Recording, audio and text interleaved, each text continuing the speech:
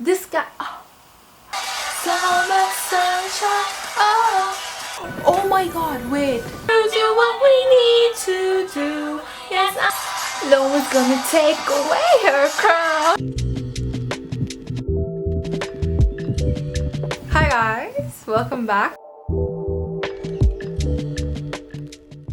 I was just thinking the other day that every single year comes a time when I go back and dive back into my favorite Barbie movies, because Barbie literally raised me. Like a lot of us, especially in the early 2000s, I think that early 2000 Barbie movies literally shaped an entire generation of very, very problematic kids. I remember every Sunday at 8 p.m. there used to come a new Barbie movie every Sunday on Pogo. And I used to watch that along with a lot of my friends in their individual houses, and the next day we used to like discuss as to how the Barbie movie was. And I was somebody who was obsessed with Barbies. So near my school there was this toy store that I used to go to, and every single time that I used to go to the toy store, I used to just stand in front of the Barbie aisle, the Barbie section, and I used to look and stare at the newest Barbie. I had well over 50 Barbies. I had 3 doll houses. I had an obsession with Barbie. Every single Barbie, you name it, I had it. My parents and my grandparents literally spoiled me that way. Over the past few days, I've been rewatching a lot of my favorite Barbie movies, and these are the ones that specifically shaped me. So before we dive into this entire video that nobody absolutely asked for, and I am shooting just because I was extremely bored, let's get a little history check on Barbie, because we love to learn a lot of history. So you might as well learn something while you're looking at my face.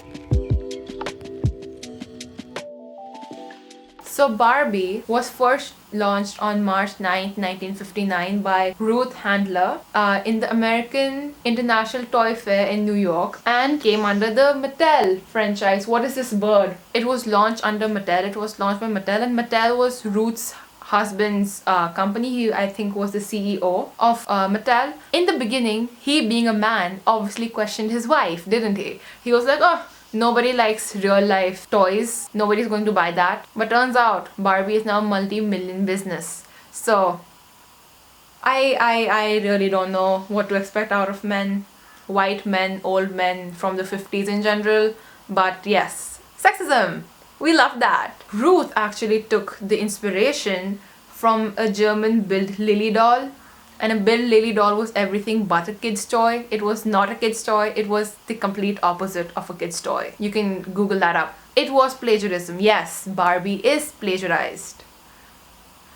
It came during a time that feminism was on the rise, and because of that, Barbie faced a lot of backlash in the early 70s and 80s, because it was seen as something that, you know, served more towards the patriarchal norms, the perfect beauty standards that it portrayed, and how Barbies came with this weight that was stuck at 110 pounds, I think. Basically gave out a lot of unrealistic beauty standards. It catered to a lot of unrealistic beauty standards, and because of all this, it faced a lot of backlash. In 1987, Barbie came out with its first movie that was called Barbie and the Rockers, Out of This World. And in this movie, this is what it says, and I quote, Barbie was taken over the world by storm of the world tour. They were beloved by fans all over the world, and Barbie takes on the role of an ambassador for world peace. And world peace, talking about world peace, this was also the time of the height of the Cold War, so there was a lot of tension there. So it was a time of a lot of conflicts and things, and it was not a very peaceful time back then. So Barbie tried to morph into what it was given and try to capitalize off of that. So that is that. Since this influx of feminism that came in the 1980s, Barbie has now, it's becoming more body inclusive. There are different sizes of Barbies, there are different different ethnic backgrounds of Barbies that are coming up now. So now we are taking a step forward, but I think that Barbie has long lost its relevance because iPad kids. The first Barbie major feature film came out in 2001, Barbie and the Nutcracker. And I will mention this, I did not like this movie as much. I did watch it, obviously I was a Barbie fanatic, as I said, rightfully so. But the Nutcracker and the Marshall in this movie, they just freaked me out. I was absolutely scared of them. No. Barbie and the Nutcracker, I am not including in this because these are my favorite Barbie movies that raised me. And Barbie and the Nutcracker just wasn't one of them because I was petrified of the Nutcracker. The first movie that we'll be talking about is Barbie and the Swan Lake. We're in the bed and now is the time to binge watch my literal childhood, because we all need to do that sometimes. Barbie and the Swan Lake came out on September 30th, 2003. So I was born, but I was still an infant. I was a couple of months old. And it revolves around the play, The Swan Lake, a very famous plot for ballet as well. Barbie plays Odette in it, and Odette is basically Belle. The story of Odette is basically Belle. Fight me. This just gives me major Belle vibe. Beauty and the Beast. This entire movie is just a ripoff, but an iconic one, so I'm not complaining. I was a dancing child. I still dance. Dance is something that is a big part of my life. And this movie was, I think, one of the main reasons why I wanted to dance, because the Swan Lake is a big thing in ballet. And there was a lot of dances that were involved in this film specifically, and there were people dancing and jumping around all the damn time, and I was like, oh my god, I want to dance and jump around just like those kids who turned from skunks into actual human babies. These kids literally carried this movie on their backs. Like, does it hurt? Does your back hurt, sweetie? One day, Odette is going about her day in the village and she comes across an entire unicorn. And I will say this unicorn was creepy. If you look at this unicorn, it does not, and I understand like the graphics and the animation was not as developed as it was, but look at Disney. It's a very scary unicorn. I forgot about how scary this was. Those expressions, even Odette as the swan is just, it's just creepy. I don't know why, but she looks like a lizard. I don't know why. It has always struck to me that way. It's not just something that I'm making up right now. I've always seen that swan as a lizard, because there's just something about it. Not like a salamander, not a lizard, but there's just, it doesn't look like a swan. It looks like a chicken. So Odette follows this little unicorn to the forest, and then she realizes that this unicorn actually speaks, and the unicorn just throws an entire tantrum as to, what do you think? I can't speak. And soon she finds a crystal, a diamond thing. She has this power. She's been chosen by the fairy queen to protect the then swamp. So the villain in this is a very evil wizard called Rothbart, and his daughter is the most annoying sounding creature I've ever come across. She will literally give you a migraine. Her voice is so high pitched, and I give credit where credit is due, and Barbie literally made me hate this character so much. I swear to god, her voice is so annoying, and I know that where they're going with this voice, and it works, trust me, because this voice just, it still gets me. Oh my god, wait. This guy, I just remembered something. I forgot this had this, I forgot I had this memory, but this, now, I had a Barbie carriage with a unicorn Pegasus thing. I had this carriage toy thing. I forgot that existed. I forgot that I had that. Okay. Okay, I forgot I had that. I forgot I had this toy as well. Did you see the way that he just deflected that arrow? This was Wonder Woman before Wonder Woman was Wonder Woman. I'm going to keep on saying this. You know what his house looks like? It looks like Shrek's swamp. Not the structure, but the place that it's in. I mean, it's supposed to be a swamp, but it looks like somebody else's. And that is the end of Barbie in the Swan Lake. My favorite part of this movie was definitely the dancing and the kids, because I thought that I was one of them. And I started my dance, I think, my dance addiction from this movie.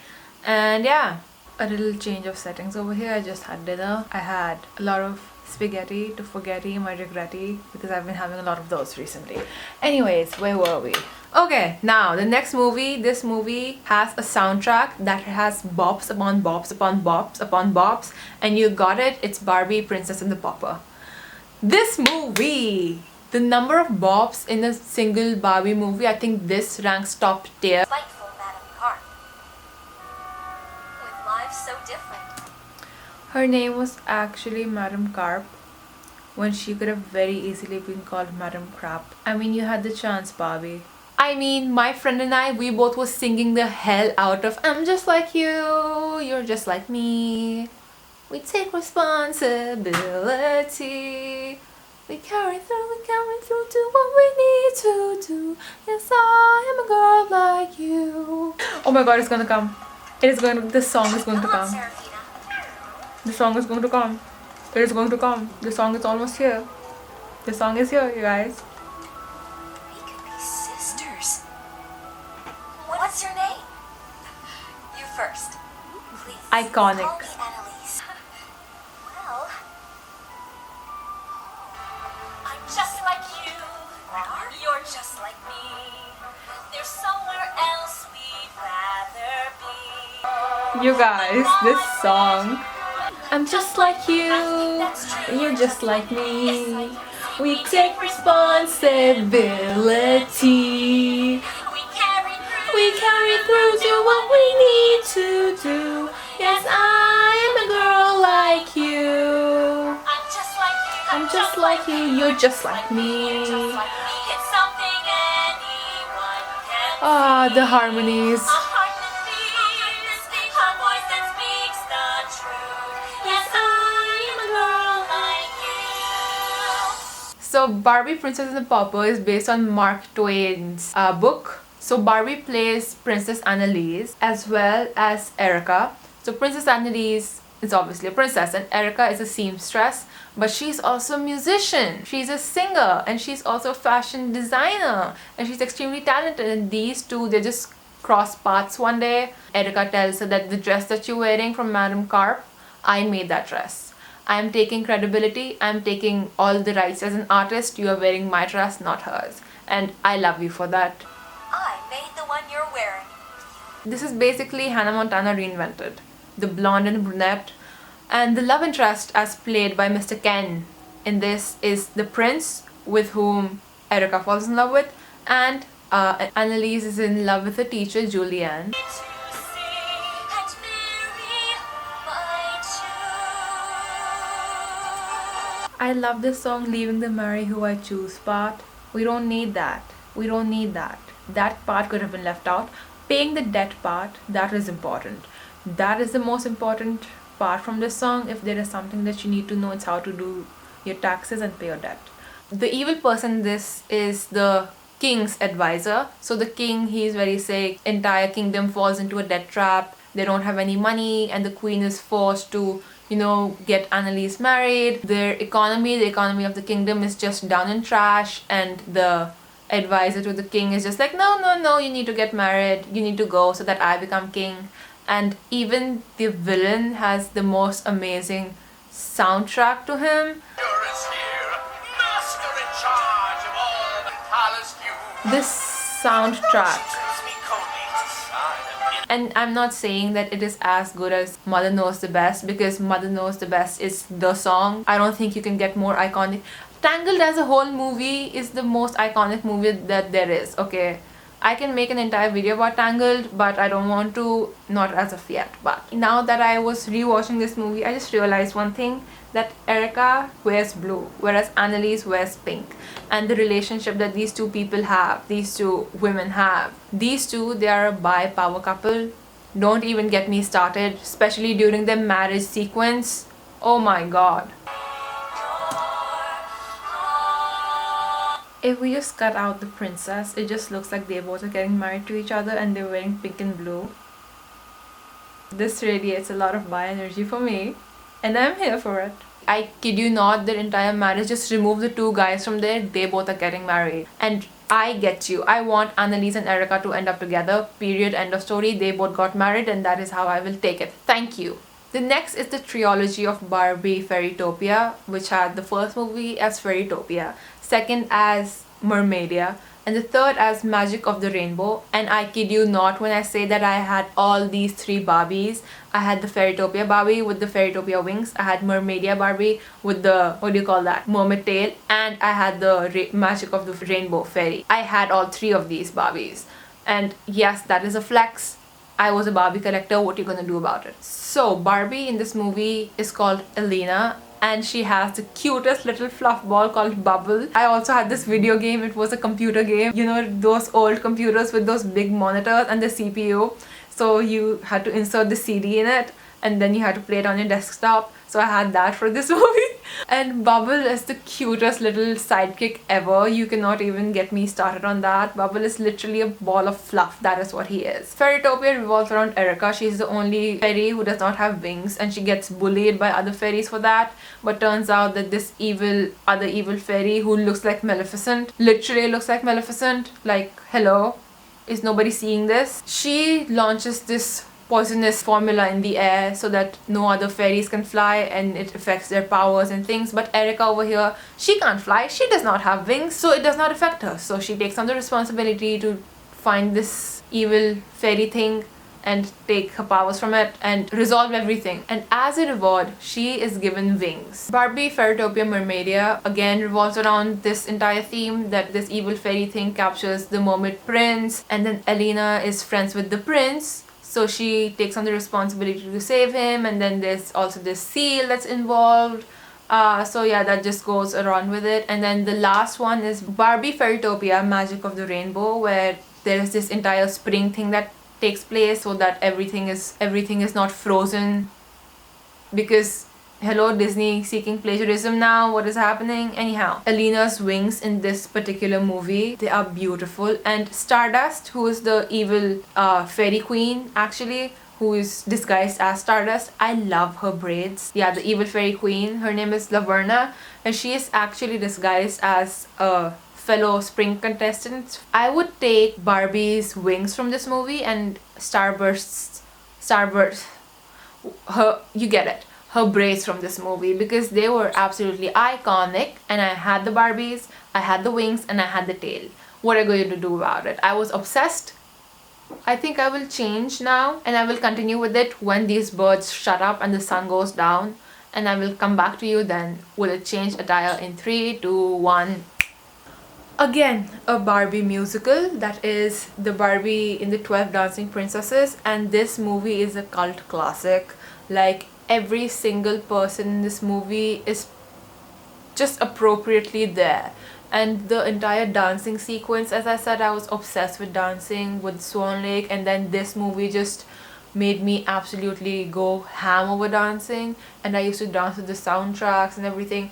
Barbie in this movie is called Genevieve, and she is the middle sister. There are 12 sisters in total. Every sister is different from each other, but everyone is still so alike. All of them have such a wonderful relationship with their father, and their father is a concerned father, obviously, since their mother, she passed away, right? And what their mother taught them was to dance and to believe in yourself, and all the entire Barbie premise of anything you want to be. It's something like that. You can be anything. It's something like that, whatever. These princesses, their dad is like, you're not dancing, you all need to get married. Because medieval men, okay, we get it. But Genevieve, our girl, she really likes a cobbler guy who's her love interest in this, and their relationship is so natural in this entire film. It's something that comes off as very practical and not like a Barbie movie falls head over heels for somebody. On their floor, on their bedroom floor, so there are floral patterns of 12 flowers, and each flower has its own personality like the sisters. And that was like a mind-blowing concept for me, because I got into like flowers and like stones and rhinestones and, you know, birthstones and stuff because of this movie, and birth flowers. Oh my god, what was that phrase? Anyhow, so all these sisters, they dance and dance and dance, and they go into this magical place where they dance the entire night. And when the dad actually hires their aunt, I think, who is his cousin, and her name is Duchess Rowena. She actually reminds me of the villain from Barbie Island Princess. We'll be talking about that shortly, but she reminds me of that villain. The main reason why her dad called his cousin sister was to teach the girls etiquettes and for them to be more ladylike. So this Rowena girl, she finds out that their shoes are getting worn out quite a lot. So she goes on this suspicion search, and then she finds out that these girls are sneaking out every single day, and then she goes and she breaks the floor. She breaks the floor while those girls are still there. And at this point, with them, they also have the cobbler, who's Genevieve's love interest. And then to get out of that magical place, so these two, they start dancing, and then they realize that, oh, we can turn this around. And that sequence is so beautiful. I cannot. One thing that I found really common in Barbie movies is the fact that the villain usually poisons the king or the queen. For example, in Mariposa, in Fairytopia, in Swan Lake, in this one. So I think this is a very reoccurring Barbie, like, it had to step up a bit with its plots and villains planning things, giving like poison to the king or the queen. Another banger movie with a banger soundtrack was Barbie and the Diamond Castle. And this movie invented cottagecore aesthetic way before it was even a thing. So Barbie is with Stacy, who's her best friend, and they both are telling this story to their little sister. And this story is about Liana and Alexa, and these two are best friends. They run a shop, they live in a cottage, they have pets. It's the dream of every single cottagecore whore. They were doing cottagecore way before it even existed, and I blame my cottagecore obsession over them. It started from them. These girls are musical girls, they love music. And one day from the stream, they just find two heart-shaped stones, and then they decide to keep it. And they also find a mirror. And in that mirror, there's this one lady, okay? And she, along with two other women, so these three women lived in the Diamond Castle, and they're the gatekeepers of music, right? So one of them turns on them, the other two, and she now wants to rule Diamond Castle. And if they do not protect Diamond Castle, music might die forever. So who you're gonna call? The music industry. So why did they not call Taylor at that time? Because while this movie was being produced, Taylor was just launching herself. So they did not know that Taylor Swift is the music industry. So they probably could have given Taylor a call. They would have been like, hello, music is in danger, please save music, ha ha ha, okay, bye. Because of that, our girls had to go and save music. And they also find two men on the way, and these two men too are musicians who play horrible music. There's this electric guitar sequence in there. I don't know who was playing electric guitar in the medieval centuries. I don't know, but their names were Ian and Jeremy. And first of all, if you both are twins, why would you name yourself, like, the parents, why would you name them Ian and Jeremy? Like something a little more, you know, twinny. I don't know, but like, and stop playing electric guitars in the medieval era. Like, my favorite characters in this movie were the two little puppies, Lily and Sparkles. These two carried the movie on their backs alone. Okay, and the soundtrack also. So it was the dogs, the cottagecore aesthetic, and the music that made this. And for these two girlies, after they protect the entire Diamond Castle thing, so they are given the option of staying there in the Diamond Castle. But these two woke, strong alpha females are like, we want our cottage back, we want our flower business back. And they go back to the cottage, they start their flower business again, and they hustle hard. That is girl boss energy. That is the kind of energy that we all need. Thank you very much, Barbie, for instilling that before girl bossing was even a term, I think.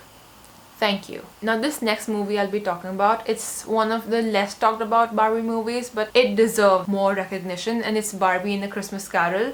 And this is based off of Charles Dickens' A Christmas Carol, the ghosts of the Christmas past, present and future. And Barbie is telling this story to her little sister Kelly, because Kelly is throwing a fit that she does not want to go to the Christmas dinner. Who doesn't want to go to a Christmas dinner? Especially if you're Barbie's sister and you know that Barbie cooks like really well. So Barbie is telling the story of Eden Starling, who's played by Barbie again, and she is a beautiful singer. She's a very popular singer. And this song was the first time that I heard Christmas Tree, and I have been obsessed with it. I play this specific Christmas carol from this movie itself every single Christmas. The "Oh Christmas Tree, oh Christmas." It is beautiful. And the way that it is shot, it was so important for little kids, no matter if you're a girl or a guy. Like, it was so important for little kids to see, because this just gives you the story that you don't have to be that mean to everyone, because then you're gonna get it back. So this Sterling girl, Eden Sterling, she is very famous and is a snob. Everybody hates her. She makes everybody work on Christmas. She makes everybody work extra shifts. Her best friend, she's super mean to her.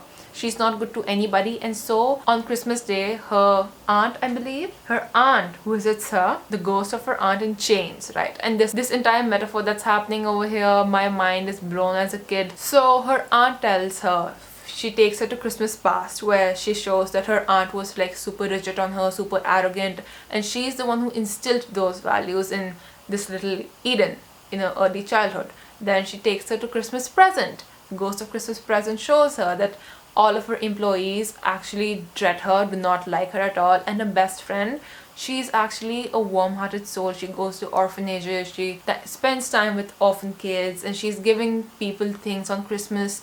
And that really touches her, and she's like, why am I not this good? What happened to me? I was so full of life earlier. I used to go to her house for Christmas. I used to love Christmas. I used to love spending Christmas with her. The ghost of the Christmas future tells her that if she is going to be the same bad, humiliating, arrogant person that she is, her friend is going to turn on her. Her friend is going to become extremely mean, just the way that she is right now.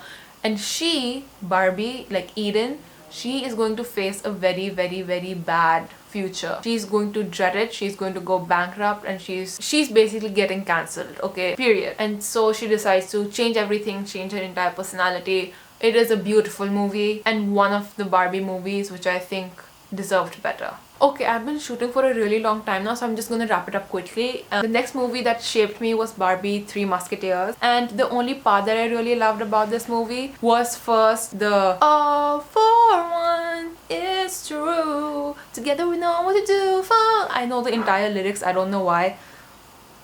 Oh my god. This movie was straight up girl boss energy. There was no main, there was like a love interest, but Barbie's like, I don't need you, I'm a musketeer. This showed to young kids that sexism is a real thing. When Barbie wants to be a musketeer, but everyone's like, girls can be musketeers. and then she meets 3 other of her friends who are trained by then a really old servant lady who's super sweet and a complete girl boss. So this entire movie was like girl bossing the entire time, and I was just like, I felt literally so empowered while watching this movie that I oh my god, this is so embarrassing, but I used to train, like I used to think that I'm training in sword fighting with a stick with a bark, this huge tree bark, and I used to be like, "All for one is true." And yeah, so I did that for a good while because of this movie.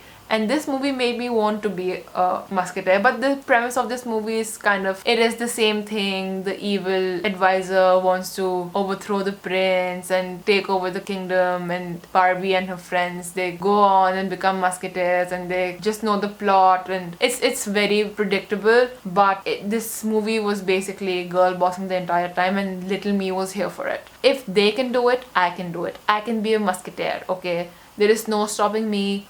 Watch me sword fight with a stick. We are heading on to 2 of my absolute favorite movies of all time in human history. Barbie, The Mermaid Tale. Oh my good god.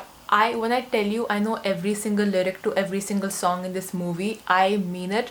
Merlia, like when we were little, we used to play these games, right? Where we used to play pretend, and I was always named Merlia. I shaped my entire personality around this girl. I am not kidding. She lived in Malibu. She was a surfer. There was no love interest whatsoever in this movie. I loved that as a child and still do, because get over it. And this was the later Barbie movie. I think it was in 2010 that this came out. One thing that I really absolutely loved was how woman-centric this movie was. I said it. It was. And this was Barbie just girl bossing us the entire movie. From the surfing, everything, like the Queen of the Waves, the title track. Oh, love. I mean, summer sunshine. Summer sunshine. Oh. Sad and sad. Oh my god. She's the queen of the wave. No one's gonna take away her crown. Why do I know these lyrics? Why do I know the lyrics to these songs? Even after all these years, I don't know. That is how much this movie has impacted me in life. I know every single lyric. I mean it. I really mean it. By far my favorite Barbie movie, and they came out with a part 2. I watched it like last year, I think, during quarantine. But that wasn't like really, it wasn't as classic and original as the first one. The first one was way better. Oh, my little grommet, I was afraid you Is it just me, or does Leah's grandpa looks like Billy Ray Cyrus for some reason unknown to humankind? I don't know what it is, but he looks like Billy Ray Cyrus. And I, as a little kid, I always thought of that because at that time I was also a Hannah Montana fanatic, and it was in Malibu, and the grandpa looked like Billy Ray Cyrus, and my brain was just like, the spaghetti is really kicking in, huh? Okay.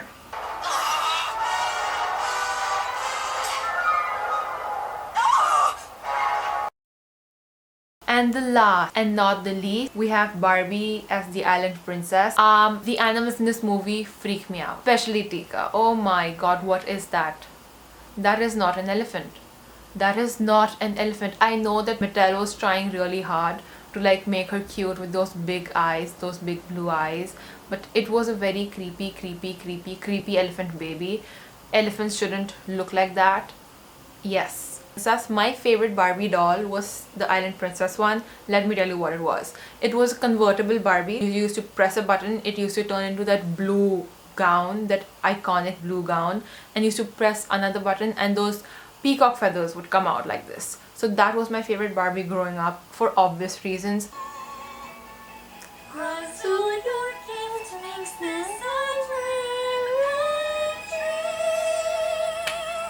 Can we talk about how iconic this dress was? This dress was iconic. The Barbie that they made from this was iconic. They probably made like $1 million just from this movie. So like, it's like Tarzan. It is basically like Tarzan. So Ro was raised by Master Shifu and the peacock. Just like any other white man during the medieval period, our prince over here was also trying to colonize, and hence he was searching for land to discover. So he comes across this island, he sees Ro. Ro is like, okay, I'm going to go with him. And there's this one song which she remembers from her memory, this one lullaby. Right here in my arms tonight.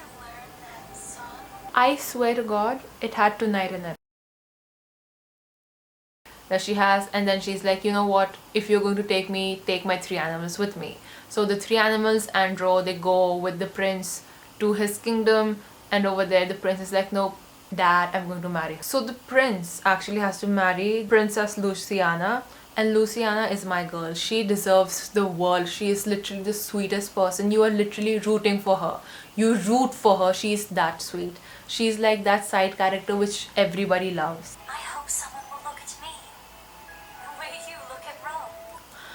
She just deserves better. You don't even deserve, you deserve the world, my girl, like, no. And her mother is not so good. Her mother is Queen Ariana. So she is plotting this entire thing against the king. She wants to take over the kingdom, you know, the usual poison trope still continues. She blames Ro. She's like, you know, Ro is the island girl. She has germs with her. She's infecting everyone, and everyone's like, ah, she's COVID, basically. But Tallulah, she's the only animal in this entire movie whom I love. All the others are just like, no, thank you. Turns out Ro is actually Rosella. She's also a princess. She meets her mother after the entire shipwreck thing, and it's just a very predictably mind-blowing movie, that is.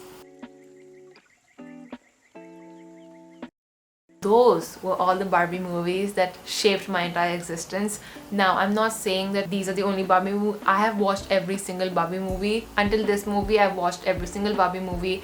I was on Barbie.com playing Barbie games. There was this one potty training game. That was my favorite because you had to flush the poop and it used to go like that. I still remember. I have vivid memories of that specific game. But yeah, I shaped myself around these movies, and they still play a very big part in how I function. Because if you see me going around with a stick singing all for one, it's true, blame Barbie for it. That was all for today. This is going to be a painfully long video to edit, painfully long video for you to watch, maybe. If you've been around this long, if you've literally stuck around this long, I'm eternally grateful for you, and you have some real patience. Thank you, I really appreciate it.